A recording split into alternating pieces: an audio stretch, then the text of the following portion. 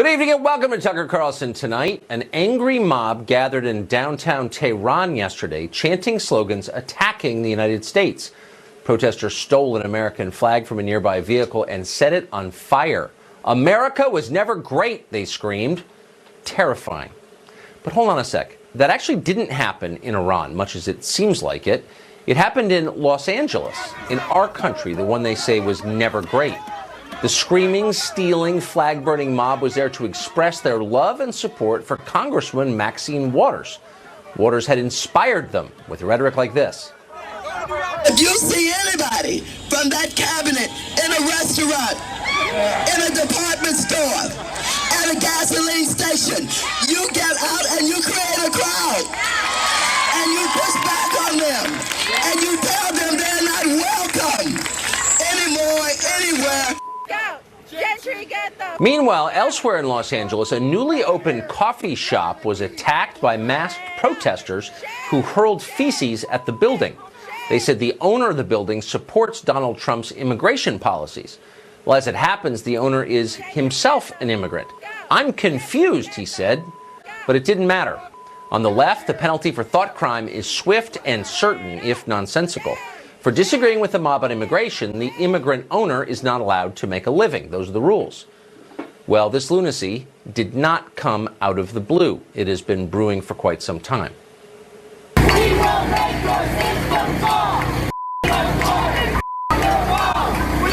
make your system fall. If kids don't eat in peace, you don't eat in peace. If kids don't eat in peace, you don't eat in peace. Sam Bondi, shame on you. Shame on you! Shame on you! Well, we first saw this brand of extremism on college campuses where student activists demonstrated against new ideas they didn't understand or against any kind of dissent from the narrow orthodoxy of the campus left. Over time, though, their protests became physical and then dangerous. Windows smashed, fires set, people beaten and threatened with death. In the past few months, scenes like that have moved off campus into our world. The left began threatening Trump administration officials who dared to appear in public, kicking them out of restaurants and screaming at them on the street. Now they're targeting private citizens who might be sympathetic to the administration. Want to open a small business? Well, you can't do that unless you voice this week's progressive dogmas. That's a lesson corporate America learned years ago and has applied ever since. It is, of course, the very opposite of freedom. The fall elections are less than 4 months from today. Tempers will rise even higher than they are now. That is guaranteed. Something awful could easily happen. Now, right now, is the time for progressive leaders to douse the fires that they set to calm their inflamed supporters. It is vital they do that. And yet they're doing the opposite. Now they're telling their followers that the President of the United States is a Russian spy, a traitor. The penalty for treason is death. Traitors, of course, must be overthrown. The mob screams, wild with rage. Democrats are banking that that rage will get their voters to the polls in November, and they may be right. It may. It may also destroy the country. Robert Patillo is a radio host and an attorney, and he joins us tonight. Robert, thank you for coming on. I have a question that I've wanted to ask for a long time, someone on the left. Why the flag burning and the attacks on America? Why is this? These protests very often devolve into an attack on the country itself. Its symbols, this chant, America was never great, your founding fathers owned slaves. Why attack the whole country? Well, I think you can find extremists on both the left and the right who do things that are anti-American. The same way you have these protesters, you'll have the Charlottesville protesters on the other hand who are anti-American. I don't support any of these people who, if you don't like America, get out of America. If you're a neo-Nazi, get out of America. Well, I agree with that. Minutes. Look, I have no problem with that. But hold on. Okay, and I think it's a fair point. But the scale is very different. So you have the Charlottesville riot or whatever it was last August, a year ago. You haven't seen anything like that since. The NFL has been in a continuous controversy over kneeling during the national anthem, an attack on a national symbol. Left-wing protests routinely contain attacks on the country. The T-shirt, "Your country was never great," is for sale online. So is the hat. What is that about? I'm not saying there are no conservatives, right-wingers who don't hate America, but there are a lot on the left who do, and they're very open about it. Why? And why don't leaders ever say anything about it? Well, I think leaders do, and I think it's very easy to find the clips of the most crazy, most extreme elements of the political discourse and make that seem like that is the norm. That is not the norm. Most people who are protesting are saying we want reasonable policies that all Americans can unite around. And frankly, I think a large part of this falls on the president. You know, President Truman had a placard on his desk saying the buck stops here. That is what President Trump has to take up and understand, that he has to bring these parties together. If people are protesting over the immigration policy, then do like Tip O'Neill and Ronald Reagan would do, and you bring together the stakeholders, you hammer out an immigration reform bill, you bring it before the American people, you discuss it, and that will tamp down these protests. But leaving this vacuum of information where people think that children are being kidnapped, that's not going to work. Okay, so I agree with a lot of what you're saying, actually. I do want a rational conversation about what's best for the country. Try to do that every night on this show. It's pretty hard to do that, though, when people are saying, not just random protesters in front of a donut shop in West L.A., but, I don't know, the ranking members on the Democratic side of the House and Senate are calling the President of the United States a traitor, someone who's committed treason, a death penalty offense. If you really believe the President was a Russian agent, as elected members of Congress have said today, then how could you do anything but try to overthrow him? That's not a predicate for reasonable discussion, is it? Well, absolutely not. But what I think has to happen is the president hasn't explained what the point of the meeting with Putin was, what happened in that meeting with him for those 2 hours, why there was no other members of the intelligence community or national security staff there with them, why he offered to have Russians interrogate American citizens. So when you have this information vacuum, this falls in a large part on the president's communications team. Wait a second. Then why are they? Hold on. I mean, I could rebut a lot of what you just said. The president can't hand anybody over to the Russians, despite what Democrats keep saying. That doesn't work that way. You're not allowed. What is he going to, inject them with barbiturates and throw them on a plane to Moscow? I mean, it's ludicrous. But it's not my job to defend Trump. I'm just asking, if you don't know what happened, why are you jumping to the conclusion that he committed treason? That's what elected members of Congress are saying. They're using the word treason. If you really believed he was committing treason, why wouldn't you try to overthrow him or hurt him? Seriously. But remember, this goes back to the concept of the buck stopping with the president. He has to use his bully pulpit not to bully people, but to articulate a message to America. What do you mean? But what do you say if somebody says, "Wait"? If I said, "I don't agree with you. You've committed treason. You're a traitor. You're a sleeper cell for one of our enemies." What do you say to that? I mean, honestly, that's not the beginning of a conversation. That's a call for violence. Look, Tucker, I practice criminal defense every day. And what ends up happening is people accuse your client of everything under the sun in the indictment. But what you do is argue back your point. You say that, well, the reason I was meeting with Putin was because we have interests in Syria that need to be articulated between the two parties. Because we have to work on oil and gas pipelines. He's not getting his messaging out. And when you leave this vacuum out there, that's when you have members of the Republican Party. Are you being serious? I mean, are you being serious? Look, again, whatever. I don't care about the Republicans. Everyone always says, oh, the Republicans say it too. I couldn't be less impressed with them as a group. So that means nothing to me. But will you at least concede that calling someone a traitor is a conversation ender, not a starter?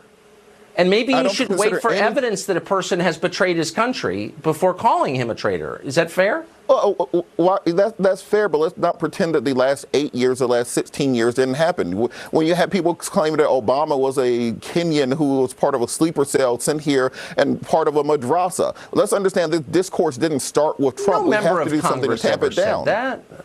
Joe Walsh yelled out, "You lie," during a presidential address. That. Okay, well, he did lie, actually. But lying is very different from being part of a sleeper cell. And while being a private citizen, President Trump pushed the birtherism idea for years. Let's understand that the buck stops with the president in order to tamp these things down. Have a conversation with the American people. Say exactly what the buck stops with you. You are the leader of the free world. I don't understand your point, but I appreciate part of what you're trying to say, but I don't understand the rest. Robert, it's nice to see you tonight. Thank you for coming on. Thanks, Tucker.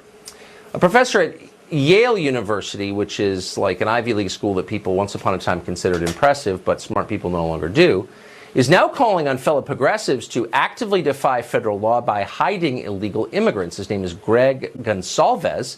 He's supposedly a law professor, and yet he tweeted this recently, quote, "We hide immigrants from ICE if we have to." The professor says this would be, quote, "civil disobedience rather than aiding and abetting criminal activity." Lawrence Jones is editor-in-chief of Campus Reform. He's been following this and joins us tonight. This leads to the larger question, Tucker, Lawrence, of why we even bother to fund universities. They're a joke, but we're getting to that later in the show. To the specifics of this case, how did he express this? What was the response? Well, I asked a simple question. I'm an editor-in-chief. I'm a journalist. This is something that the left said is being attacked. So I asked the question, are you guys aiding and abetting? Simple question. He in return blocked me and decided to go after my organization and say that we should be on the lists for the Southern Poverty Law Center. That simple. The Southern Poverty Law. That's the fake civil rights group that gets people banned, that crushes the free speech rights of people it disagrees with. Right, yeah, I'm familiar with them.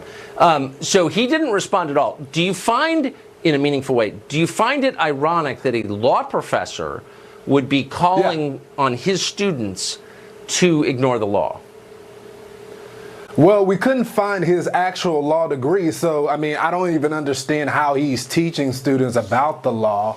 You know, it's crazy, Tucker. Wait, because I'm sorry. What do you mean? What do you? I'm sorry. I'm interrupting you. What do you mean by that? You couldn't find his law degree?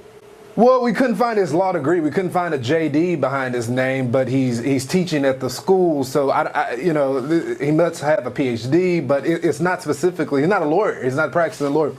We couldn't find it, so unless he has records that are being hidden, we would love to see that. But Tucker, my point is, there's a lot of laws that I don't like. I'm a civil libertarian, and I want to push the war on drugs that went after my community. I didn't like those communities, but I don't get to say DEA. I get to harbor and abet criminals. That just doesn't work that way. And so instead of him answering my question, he went after the president of our company because he's an old white man, and he didn't want to face the black man, the black reporter that asked him the question, are you aiding and abetting? Just a simple question. But let's attack the old white guy. That's kryptonite for a guilty white liberal. That's hilarious. Right. Lawrence, thank you very much. Good to see you. Thanks, Tucker.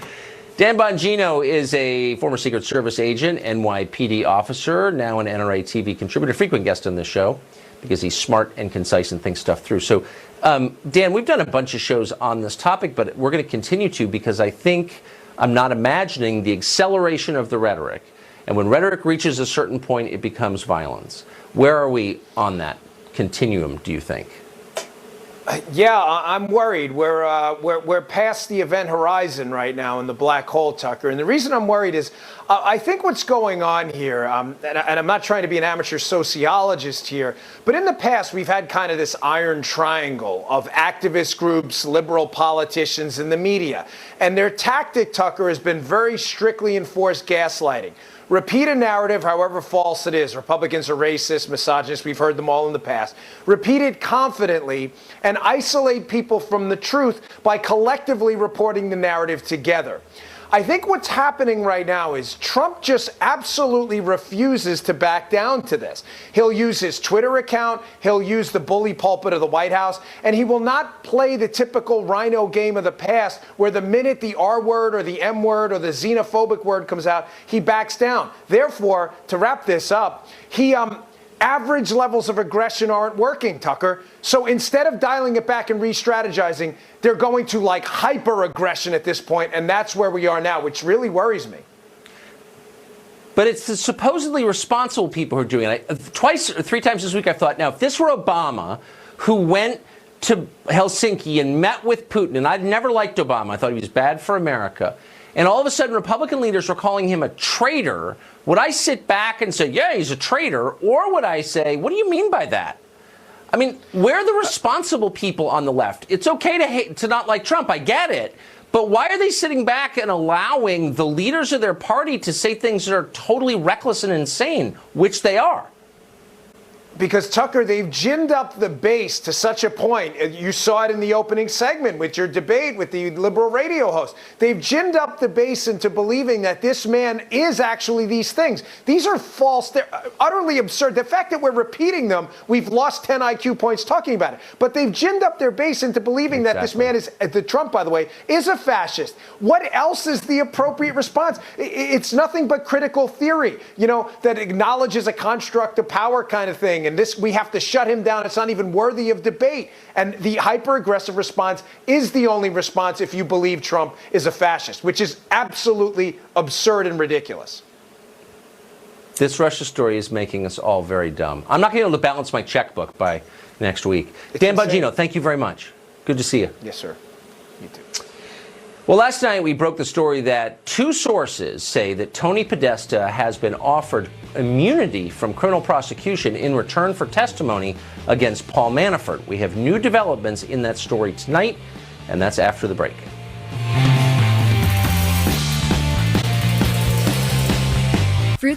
Last night in this program, we broke a story for you. We told you that two separate sources that we spoke to directly told us that the lobbyist Tony Podesta, of course a huge fundraiser for Bill and Hillary Clinton, the brother of Hillary's campaign chairman, had been offered criminal immunity by Robert Mueller in return for testifying against Paul Manafort, with whom he worked to lobby on behalf of Ukraine once upon a time. Well, we asked the obvious question when we heard this: what distinguishes Tony Podesta from Paul Manafort, who, by the way, is behind bars facing life, now in solitary confinement? Well, maybe the answer is only one of them supported Donald Trump. We're happy to root out all the unregistered foreign agents in this country, but the law should apply to everybody, not just people who support a president Washington despises. Joe DeGenova has been in Washington a long time. He's a former U.S. attorney for the District of Columbia, and he joins us tonight. So, Joe, as we said last night, I want to restate now, we spoke to two separate sources who told us, who were close to this question, that Tony Podesta, former head of the Podesta Group, the biggest Democratic lobbying firm in Washington, had been offered immunity by the Mueller investigation in exchange for testifying against Paul Manafort. If that is true, what does it mean? It means that the Mueller investigation has now reached a level of debasement akin to the 9th level of hell in Dante's Inferno. It also means that if you're a Democrat, you get a pass. There are two standards of justice in this town being carried out by the Department of Justice under both administrations and the FBI under both administrations.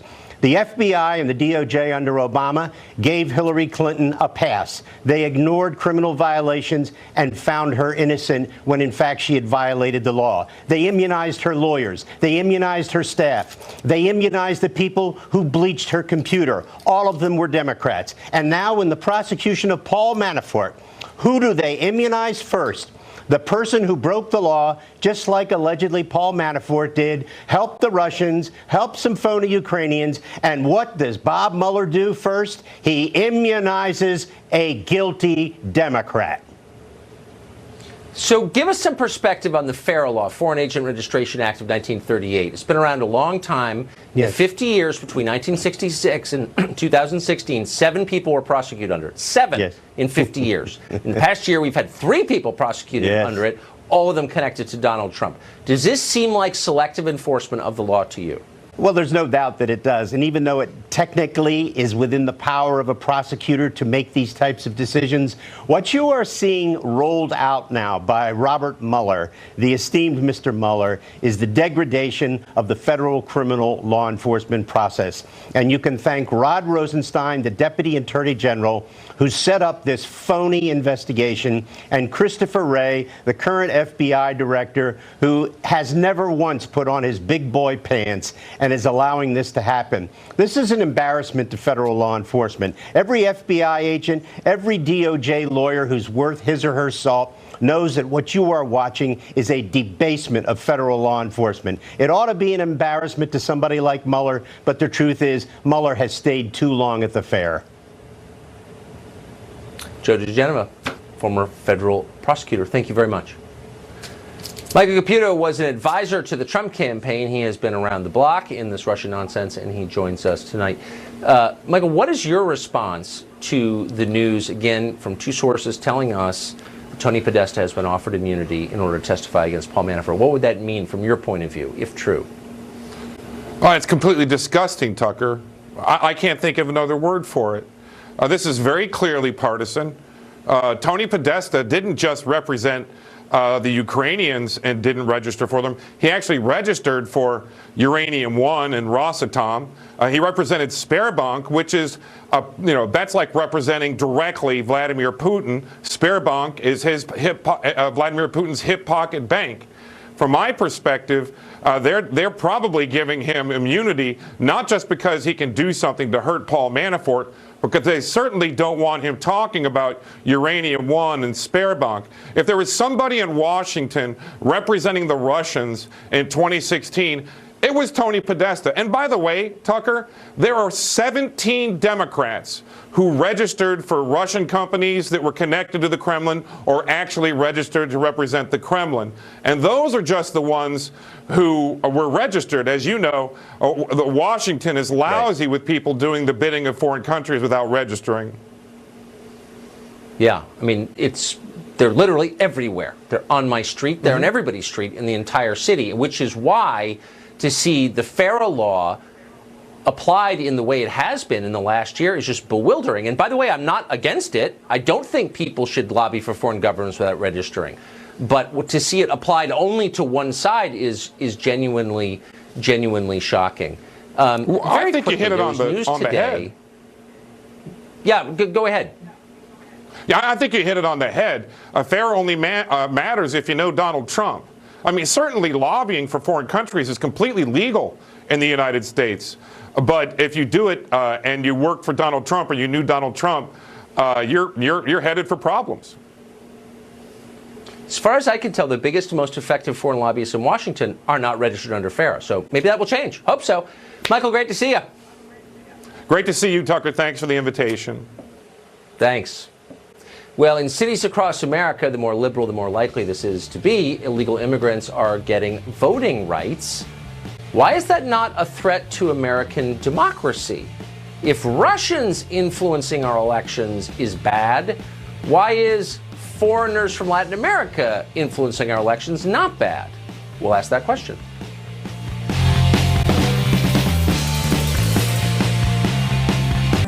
There were progressives who at least paid lip service to the idea of securing the border. Now that idea is dead. Its grave has been bulldozed again and again. On the left, the new policy is to abolish ICE border enforcement, make every city a sanctuary city, then give illegal immigrants welfare benefits and the right to vote. But don't worry, they're telling us, importing millions of new non-citizen voters isn't interfering in our elections. That's only what incompetent Russians do on Facebook. It's something better than that. It's the next frontier in civil rights. Ethan Behrman is a California radio show host, and he joins us tonight. So, Ethan, this is a question I've been asking to a number of my progressive friends in the last 48 hours. Why is it wrong for non-citizens from Russia to play a role in our electoral process, but okay for non-citizens from other countries to play a role in our electoral process? Both seem wrong to me. Totally separate issues. The Russians are actually attacking us, undermining not only the election systems themselves, but the integrity of our federal elections. What we're talking about in cities like San Francisco is allowing immigrants who are here, who have children enrolled in schools, who are paying taxes, to vote for the local school board where we need them to be participating and being active for positive outcomes. Wait a second. I mean, hold on. No, you don't know that. I mean, the Russians who hacked our election, yes, living here, some of them. I mean, you could have Russian agents living in the United States, and they have a vested interest in the government of the United States, and they're trying to affect the outcome of an election that determines who leads the United States. So by the standards that you just set out, that's cool. But somehow it's not cool because they're Russian or they don't vote Democrat? I mean, what is the difference? Honestly, I'm confused. Yeah, the difference is pretty clear and significant. GRU intelligence officers operating out of a data center in Moscow, for example, or an office in Moscow, who are actively attacking the databases of our local and state elections, who are actually attempting to interfere with, for example, our command and control systems for our critical infrastructure, a la black energy malware. That is ultimately and fundamentally different than somebody who came here for a job that was brought here by an employer who have kids in school as required by law. Their kids have to be in school. They're cool people. First of all, they weren't brought here by employers. That's not true, as you know. But wait, hold on. Sure. I'm still confused. So the government of Mexico encourages people to come to the United States illegally and vote. They do. They say it out loud. That's okay with you because why? It's a foreign government that has different interests from those of the United States. It's hostile to the U.S. often, and they're seeking to influence our elections. But you're okay with that because why? No, because on federal elections, that's against federal law to vote if you're not a citizen. No, but so what's happening I've never in cities heard like a single Boston liberal is, complain about it. Oh, well, I only want citizens to vote in federal elections per federal law. So in local issues, we have horrible participation by Americans, and this is evidence in a Portland State University study. So for like city councils and mayors, horrible turnout, and it's basically old, wealthy white people who show up to vote. So that's plantation-style politics that we're trying to encourage. Oh, it's white instead of saying, let's get more people. It really wouldn't be a conversation with a liberal unless they had some casual racism in there. Attacking a group that is a people on the basis of their skin color. Data show totally that. cool. We had a whole not, civil rights movement against it, but we're for it now. Right, I get that. Okay. No, I totally but that's get what the data show, Tucker. But let me just... The data show that the left is casually racist in almost every conversation you have with them, and no one seems to notice except me. It's so weird. But whatever. Let's just very quickly get back to the topic, which is the line between legitimate voting and illegitimate voting. Mm-hmm. A lot of us believed that citizenship conferred the right to choose your government. That's what democracy is. The left is now saying that's not true. People who are foreign national citizens of other countries get to control our government. Okay, but only when the outcome helps Democrats. That is literally the position of the Democratic Party. And I'm just saying that's totally indefensible on logical grounds. Not that logic matters in 2018, but I just want you to acknowledge that I'm right. No, because federal law prohibits non-citizens from voting in a federal election. You can't vote for president or a congressperson or a senator if you're not a citizen. So would you be cool with Russians hacking the school board? Would you be cool with Russians voting in a school board election? If they are here and they have children enrolled in that school district, yes, of course. That's not a requirement. Parents to be involved. That's not a requirement for the election, as you know. Yeah. But we know the data, again, show that kids have a much better outcome in educational settings when the parents are involved, and if we can get better parent involvement in local American schools, citizens, the kids do better. Okay. Whether you end up rounding them up and shipping them back from where they came from, we want them to have better outcomes. And that is the goal. Ethan Behrman, great to see you. Thanks, Tucker. Well, one college professor wants America to shut down colleges. He says our universities are not worth saving because they are that corrupt. He joins us next to explain what he's learned over decades working there.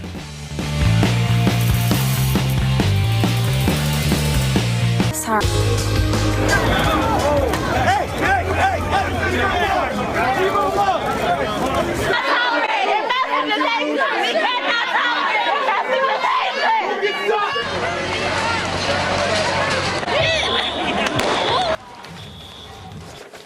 Jason Hill is a professor of philosophy at DePaul University, but if we follow his advice, he could soon be unemployed.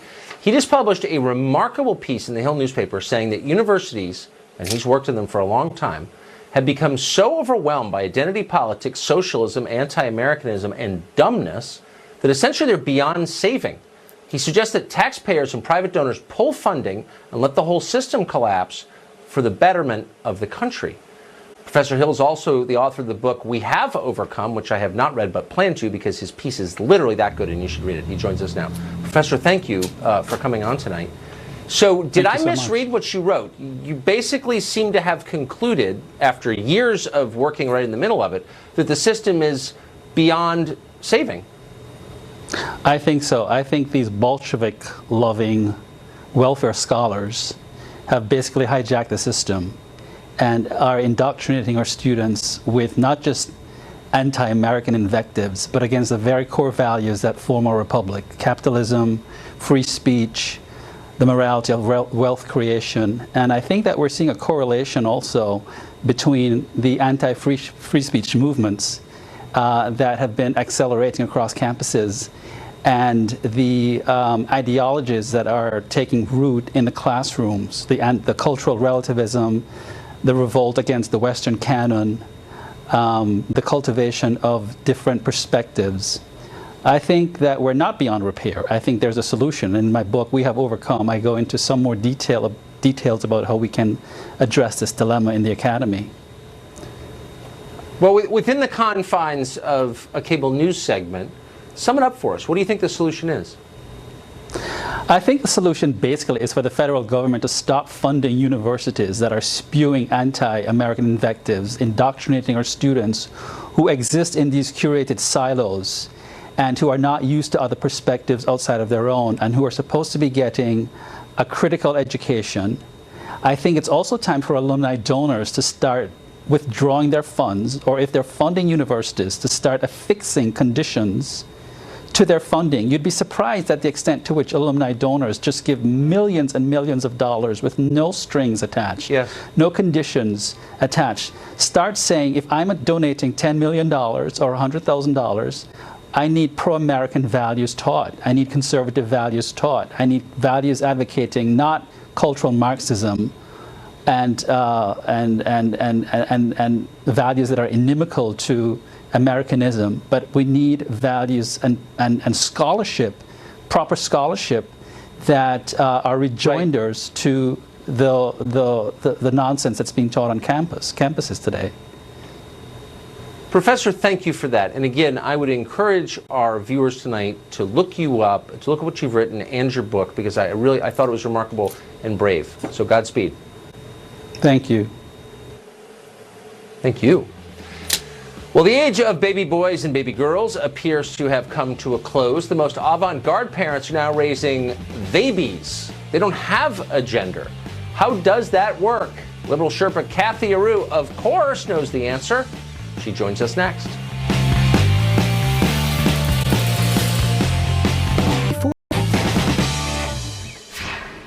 Having a baby used to be a straightforward proposition. You could have a boy or you could have a girl. But now there's a third option. It's called steep civilizational decline. A handful of parents across America are deliberately keeping their children's sex hidden and instead raising so-called babies. The idea is that only the children themselves should be able to decide whether they are boys or girls, without any of that pesky biological reality getting in the way. It's all very confusing, like a lot of 2018 is. So, of course, we called in our interpreter of all things progressive, our liberal Sherpa, Kathy Aru, founding publisher of Catalina Magazine. She joins us tonight. So, Kathy, goes without saying you're for this, of course. Yep. But doesn't this mean if you're going to raise a baby, how would you be able to change your child's diaper? Because the second you change the diaper, of course, you'd no longer be able to pretend that there was a question about whether this was a boy or a girl. You would know. Well, it's not about pretending. The parent definitely knows the gender. It's about not necessarily labeling the baby. It's about allowing the baby to decide what gender that baby wants to be when that baby can decide, which is around 4 years old. So from 0 to 4, the baby will not be labeled. The labeling theory will not apply from 0 to 4 years old. The baby will be a they-be, neither a boy nor a girl, whatever gender that baby chooses to be.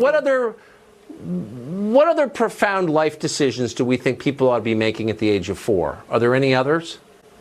Well, whether to get a tattoo, whether to get married, enlisting in the military, voting, drinking vodka, smoking Marlboro Reds. Is there anything else that we think 4-year-olds are ready to decide? This isn't actually a profound life decision. I mean, biologically, there's nothing really going on from 0 to 4 in that area that affects a person's life. Biologically, the experts say that boys and girls, all genders are alike. The boy's brain, the male brain might be a little larger. The female's language might be a little bit more advanced. Okay, no maybe, sexism on my show. Hold on, whoa, slow Sorry, down. No, here you're out there like They say maybe boys' those brains things are true. larger, and I Yeah. just want to say that kind of toxic masculinity has no place on this program. Sorry, Thank you very much. but that's all they But can no, look, think of. the bottom Yeah, line is. yeah. Yeah, all they could think of, like difference in brain size, difference in genitalia, difference in Perhaps, bone structure, perhaps. just minor things like Minor. just minor things like that. Yeah, No, yeah. not perhaps, like factually. So those are not minor things; those are definitive things. Minor. So, like, why would you not tell your kids about that? You know, at some point they're going to drop trow and look down and say, wait, we look different. And you're going to be like, no, you don't. You're exactly the same. And that's lying, isn't it? That's when the child, they say, is around 4 years old. So around 0 to 4, we're not going to say to a little female, a girl that you're a little princess, or boy, you're such a tiger. The labels are gone. You're not going to put that outside influence on a child. You're just going to be neutral. Everything's going to be neutral. The outside influence equal. of biological reality. Not So would you do this with reality, anything else? Would perception. you but could we decide that we're not going to acknowledge temperature or weather or traffic? And you could just say, you know what? I don't think it's raining outside. Or you can decide whether it's raining outside. I mean, the weatherman says it is, that there's snow on the ground. Or the weather, you know what I mean? The weatherman says that it's 15 degrees out. But I'm going to, you know what I mean? Just kind of make up my own reality. The parents who are really leading this we acknowledge movement. Biology and nature as real, right? But the biology, the parents who came out with this, who came out in the New York Times and started this baby awareness, this gender neutral awareness for babies, basically said, why should people be so obsessed if your baby is going to be a boy or a girl? Who cares about that area? It's actually a little human. We are bringing a little human into the world. Who cares about the genitalia? Who cares? May I just suggest why? And this isn't just my opinion, but the opinion of every person who's ever lived going back, let's just say 10,000 years for the sake of neatness. Because men and women are completely different in key ways. Babies? Can we not say that anymore? Babies are different. Babies aren't different. They're little they are. human beings, and there's really not much of a difference between different genders. No. There is no difference. And men and women, we would say, are equal. I'm trying to laugh they? so I don't cry. Kathy Aru, you can be equal but different, which they are. Great to see you. Good to see you. Thank you. Turns out, and this is not as important, obviously, as Vladimir Putin, but UFOs are real, actually. The government believes they are. They're also far more common than we thought, and they may be a threat to commercial aviation. One of the world's great experts on these questions joins us next. Sarah. Having a baby used to be a straightforward proposition. You could have a boy or you could have a girl. But now there's a third option. It's called steep civilizational decline. A handful of parents across America are deliberately keeping their children's sex hidden and instead raising so-called babies. The idea is that only the children themselves should be able to decide whether they are boys or girls without any of that pesky biological reality getting in the way. It's all very confusing, like a lot of 2018 is. So, of course, we called in our interpreter of all things progressive, our liberal Sherpa, Kathy Aru, founding publisher of Catalina Magazine. She joins us tonight. So, Kathy, goes without saying you're for this, of course. Yep. But doesn't this mean if you're going to raise a baby, how would you be able to change your child's diaper? Because the second you change the diaper, of course, you'd no longer be able to pretend that there was a question about whether this was a boy or a girl. You would know. Well, it's not about pretending. The parent definitely knows the gender. It's about not necessarily labeling the baby. It's about allowing the baby to decide what gender that baby wants to be when that baby can decide, which is around 4 years old. So from 0 to 4, the baby will not be labeled. The labeling theory will not apply from 0 to 4 years old. The baby will be a they-be, neither a boy nor a girl, whatever gender that baby chooses to be. What other profound life decisions do we think people ought to be making at the age of 4? Are there any others? Well, whether to get a tattoo, whether to get married, enlisting in the military, voting, drinking vodka, smoking Marlboro Reds. Is there anything else that we think 4-year-olds are ready to decide? This isn't actually a profound life decision. I mean, biologically, there's nothing really going on from 0 to 4 in that area that affects a person's life. Biologically, the experts say that boys and girls, all genders are alike. The boy's brain, the male brain, might be a little larger. The female's language might be a little bit more advanced. Okay, no maybe, sexism on my show. Hold on. Whoa, slow down. No, here you're out there like they say maybe boys' those brains are true. larger. And I just want to say that kind of toxic masculinity has no place on this program. Sorry. Thank you very much. But that's all they can look, think of. The bottom line is, all they could think of, like difference in brain size, difference in genitalia, difference in bone structure, just minor things like just minor things like that. Not perhaps, like factually. So those are not minor things; those are definitive things. Minor. So, like, why would you not tell your kids about that? At some point they're going to drop trow and look down and say, "Wait, we look different." And you're going to be like, "No, you don't. You're exactly the same." And that's lying, isn't it? That's when the child, they say, is around 4 years old. So around 0 to 4, we're not going to say to a little female, a girl, that you're a little princess, or boy, you're such a tiger. The labels are gone. You're not going to put that outside influence on a child. You're just going to be neutral. Everything's going to be neutral. The outside influence of biological reality. So would you do this with anything else?